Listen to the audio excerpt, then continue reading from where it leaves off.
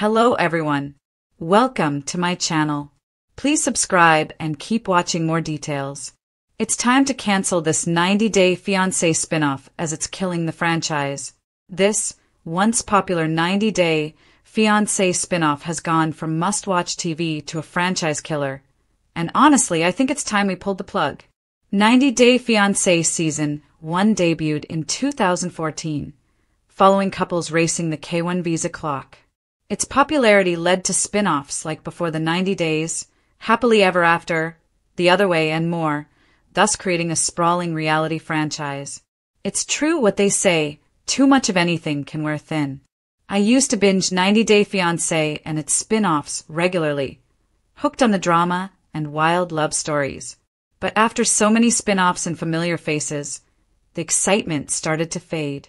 It feels like I've seen the same story play out over and over.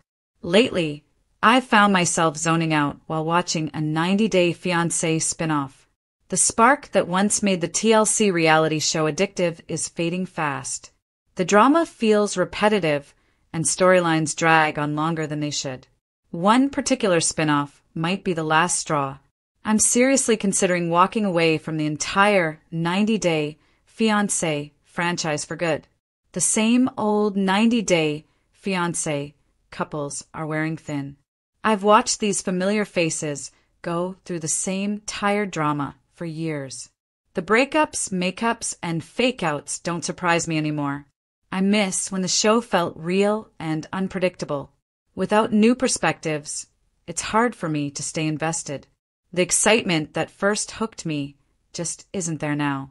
Meanwhile, The Other Way feels like a reset. I actually look forward to The Other Way because it flips the script. Watching Americans adjust to life abroad is a real challenge, and I love seeing how they adapt. The new couples don't know what's coming, which keeps me curious. Their journeys feel fresh, emotional, and way more engaging than the usual loop. The best part of reality TV for me is being surprised, and I don't get that from the same old cast on Happily Ever After. The Other Way brings real change and stories I haven't seen 100 times. I want drama, but I also want honesty and something that actually feels new. That's what keeps me watching. The cast often end up spoiling their own storylines on social media, even if they don't mean to. I saw Jasmine post about having her baby, Matilda, with Matt Bronnie's back in April 2025. But on Happily Ever After, Season 9, she's not even pregnant yet. It feels strange watching her still act like she wants Gino, when in real life, she's clearly moved on and is enjoying life in Florida with Matt and their baby. Jasmine was the one who first spilled the tea about Gino dating someone named Natalie. She shared it in an Instagram story, saying they had already broken up. Jasmine also claimed he went on to date 2 Brazilian women. I even remember hearing about Gino's relationship with Kelly Wagner, which supposedly ended after he got exposed for messaging other women and body-shaming her.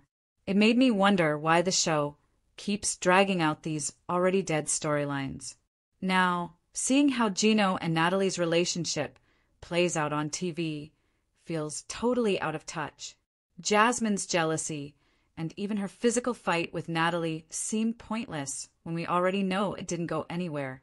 I read Gino has moved on from Kelly, too, and is filming again for 90 Day Fiancé. His storyline with Natalie feels tired and outdated to me. I watched Elizabeth and Andre talk about leaving Florida to move to his hometown in Moldova with their kids, Eleanor and Winston. Elizabeth seemed serious about it, even though her family wasn't supportive. By episode 4, they flew out to Moldova. It felt like she was hoping the visit would help her make up her mind. I watched when Andre threw that big party in Moldova to announce their move.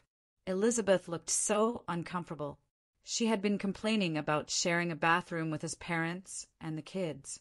She even admitted she couldn't understand Romanian and had no idea what Andre was saying during his speech, and it felt awkward to watch.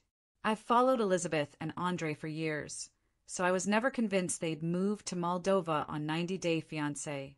U.S. Sun reports that they built a huge 3,670 square foot home in Zephyr Hills, Florida, back in 2022 for nearly $400,000, and are still living there. Honestly, it reminded me of Loren and Alexei's storyline since we all knew they weren't leaving either. The 90 Day Fiancé universe has grown so large, it now resembles an overstuffed suitcase at the airport check-in counter. You know, the one where the zipper is holding on for dear life and the airline attendant is giving you that, "You're going to have to take something out, look." In the early days, the original series was the perfect blend of drama, romance, culture shock, and heartfelt storytelling. Every couple's journey felt raw and unpredictable. Now, with the avalanche of spin-offs, one in particular has crossed from entertaining drama into territory that's exhausting, repetitive, and even harmful to the core of the franchise. And yes, it's time to say it out loud. This spin-off needs to be cancelled. The spin-off in question. Without naming names for a moment, let's talk about what this show does. It takes former cast members, some fan favorites, some villains, and some who frankly should have faded quietly into reality TV obscurity, and gives them yet another platform to stir up old drama or create clearly manufactured new drama. It's less about telling fresh love stories and more about recycling the same personalities over and over until they become caricatures of themselves. We all know which one it is. The one where they throw a handful of former couples and wannabe couples into a situation and say, "Go make TV magic!" only for it to result in screaming matches, shallow storylines, and a whole lot of eye-rolling from the audience. When you start to recognize that you're watching the same arguments you saw 3 years ago, but now in a new Airbnb rental, it becomes painfully clear.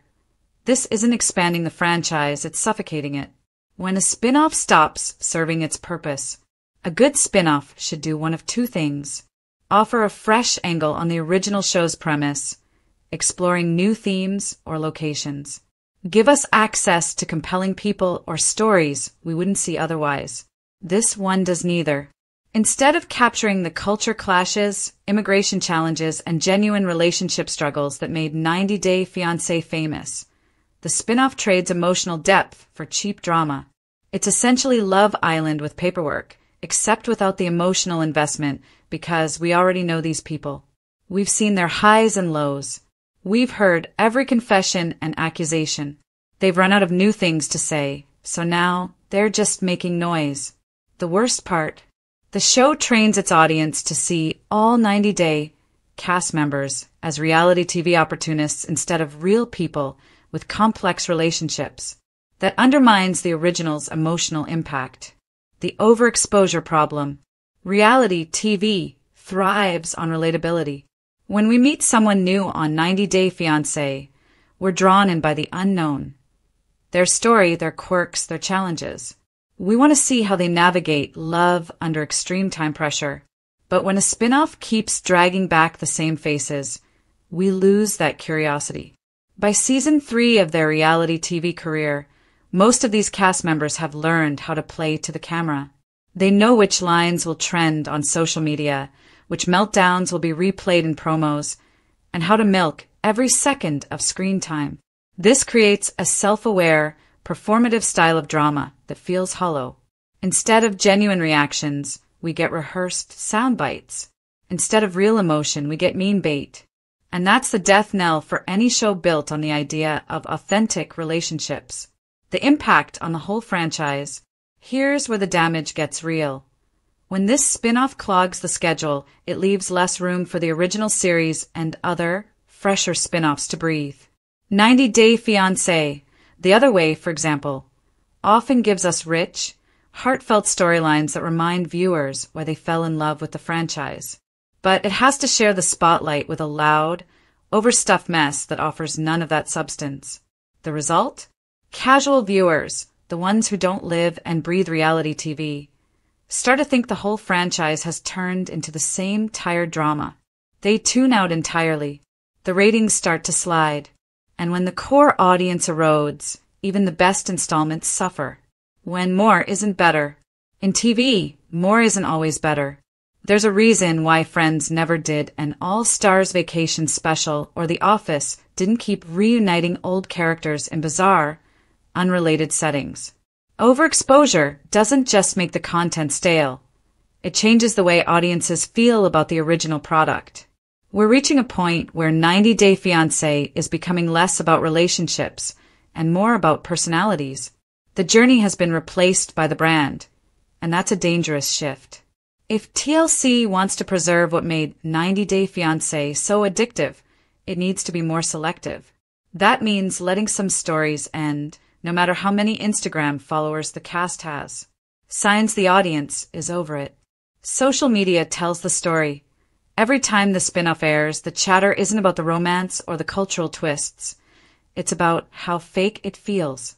Comments on fan pages and Reddit threads increasingly read like resignation letters. I'm done watching until they bring in fresh couples.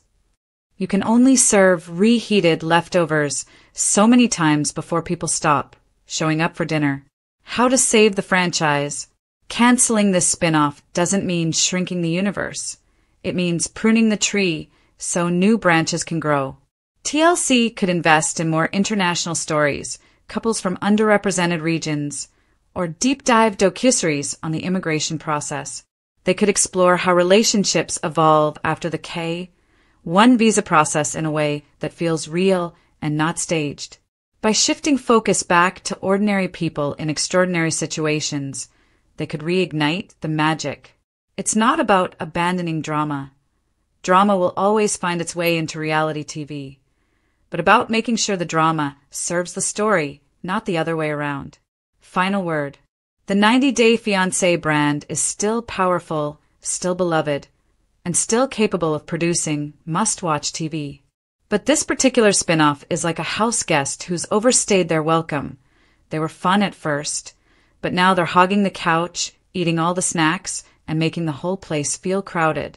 It's time to open the door, say thanks for the memories and let them go. For the sake of the franchise and the audience, TLC needs to make a tough call. Because if they don't, the thing that's killing this spin-off will start killing 90 Day Fiancé itself. And once that magic is gone, no amount of stage drama will bring it back.